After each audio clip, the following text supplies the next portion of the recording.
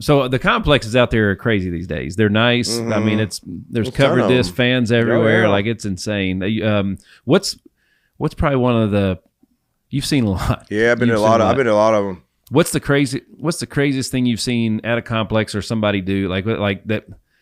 I can imagine. My dad used to always say it would never fail. Somebody'd call and Dad send out the email that games were washed out or whatever, and of course you'd get 100 phone calls. Well, it's not raining at my house. And, and it's like, everybody's a meteorologist when it rains in the travel ball world. They're like, look at it breaking up over here. Look, I got the radar on here. That little red area is just going to pass us. It should be breaking up here in a couple minutes.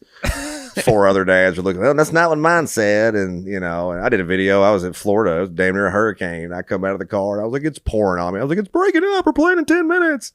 People love that. And I was like, wow. And they do. We all turn to meteorologists. And it's like, well, we're playing. It's not raining at my house. It's like, well, we're not playing at your house. We're playing at the field. It's raining it's raining at the field. Can't they just put Diamond Dry down? And I feel for the tournament directors. I'm not going to sit here and just bash them. I know they get a lot of bashing, but there is a lot of work that goes into planning a tournament. And I've been to all of them. I feel like I've been to every I've been out west now. I've been in Texas. I'm going up north. I've been up north. I did some stuff in, Sandusky, Ohio. And then obviously I've done everything in the SEC states with Grand Slam. Shout out to my Grand Slam people. It's a tournament organization. All the SEC football schools is where they're at. Alabama, Florida, Georgia, Kentucky, Tennessee, Mississippi, stuff like that. And yeah, man, I've had the privilege of being, I got flown around the country to appear at those tournaments and help, promote those organizations. And my teams would play in them. I would secretly bring out my Daddy Baller teams and not really tell a lot of people. And I would use those as tryouts so I could work with some kids. And it really was nice because I was trying to put together a small scout team because my goal was I got all these kids that I know and they're all about to be in high school. And I was like, if I could just put something together for the next 3 years with these guys and really help them get seen. And when I mean them, I don't mean 12 kids. We got a list of 30, 40 kids on this deal to help. And I try and promote them. I started a little Instagram. We didn't talk about it. I don't push it out a ton yet because it's not finished. Is the MP3 Daddy Ballers Instagram page. Okay. I got about 2,000 followers on it, but it's not me. It's all the kids. Yeah. Their Instagram following, some of the good stuff that they do, some of the cool stuff they're wearing. I use it as a marketing tool. Yeah. And I don't take any money. In fact, I'm paying for all of it. And I'm not really telling everybody that, because if I do, they'd be like, oh my God, you gotta be, because you can't, the stuff you do that goes unseen, I wish people could see sometimes, but I'll never tell it. Sure. The amount of free stuff that I get, that I give out, and you don't see any of that. But my overall goal was you got all this following and you're very tied in with travel baseball parents. What are you going to do when you're 70? What are you going to do with that following that no one may or may not care? For all I know, Facebook could go away. I don't know. What am I going to do? So my thought was at least show some good at it. And that's why, like I told you in the past, I was just going to do videos about myself. I don't want to call anybody out. I don't want to video people and say, this is what you're doing wrong. I know what that's like. I don't want to, I want to be like, this is funny. Quit being stupid, parents. Laugh. I'm able to recycle these videos for a lot of the new parents coming in, which is nice. Yeah. Because they're not crazy outdated yet.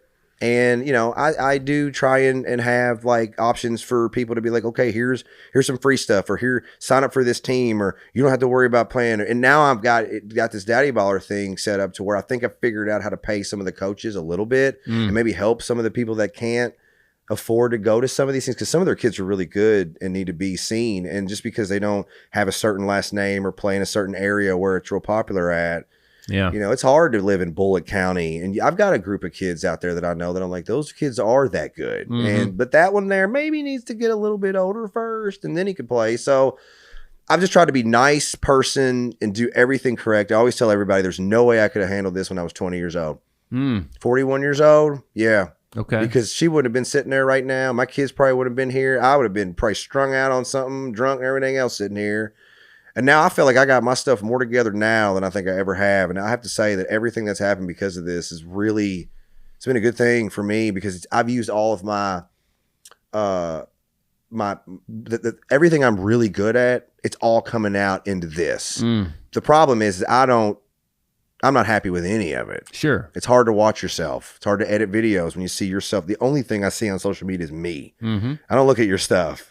I did friend like 5,000 people on Facebook when I first got started. Yeah. Because people were following me. Yeah. So I would just accept the friendship because I thought that's how you got followers on Facebook. Yeah. Now I have a whole bunch of people I don't know that just brag on their kids all day long, and it's perfect content. Absolutely. I love the 10-minute videos about the kids like swinging just to find out it's like an in the park home run off of a bunt. Yeah. And they're like, look at what we did. Oh my God, he's so good. I'm going to post it on Facebook so everybody can see it. You look at the likes and be like, well, of course they liked it, you know? Yep. And, but that stuff, you know, and I'm all over the place. I think about things 100 different ways. If I say, oh my God, he likes me, then I'll be like, maybe he don't because he said this, you know, and I try and look at things in a lot of different areas, and I care about what I post. I care about how I post things, and you can't be perfect, but you know, I do.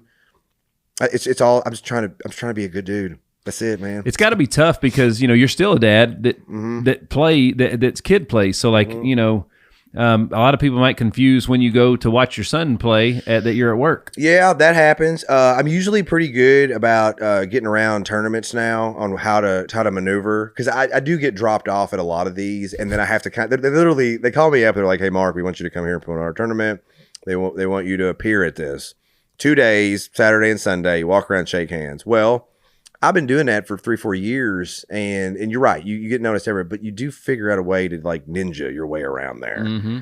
So I've found out ways to be like, sometimes that's it. I love you, Larry Thompson at Grand Slam, but listen, there was a couple times when I was in Florida, I went and had dinner. I had some lunch on the beach during a travel ball game, and I was supposed to be shaking hands. I snuck out, and you didn't know because there was so many people there. They're like, "Where's Mark?" I was like, "Oh, I was back in the back."